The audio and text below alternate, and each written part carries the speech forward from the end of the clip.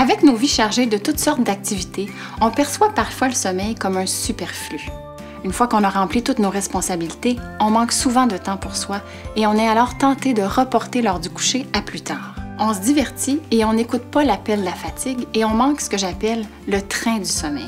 Vous avez sûrement déjà vécu ce moment typique de la soirée où on est écrasé dans le divan, brûlé, mais trop fatigué pour se relever et aller se brosser les dents. Donc on attend que je ne sais pas trop quelle magie opère, mais finalement, on va se coucher beaucoup plus tard que souhaité et on le regrette amèrement le lendemain matin.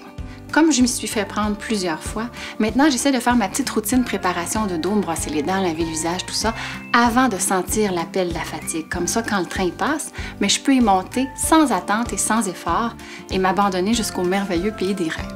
Le sommeil est loin d'être superflu. Il fait partie de la base de la pyramide de nos besoins. Et quand on dort bien et assez, on gère mieux nos émotions, nos décisions et nos actions. On est plus efficace, alors on gagne du temps. On a donc avantage à donner la priorité au sommeil, en évitant de surcharger notre horaire et donc en apprenant à dire non, en écoutant l'appel du sommeil et en s'accordant le temps nécessaire pour dormir suffisamment pour se sentir reposé, alerte et énergique. On a aussi avantage à développer des bonnes habitudes de vie qui aident à bien dormir. Donc bouger plus, manger mieux et gérer notre stress. Une autre bonne habitude est d'aller se coucher et de se lever le plus possible à la même heure.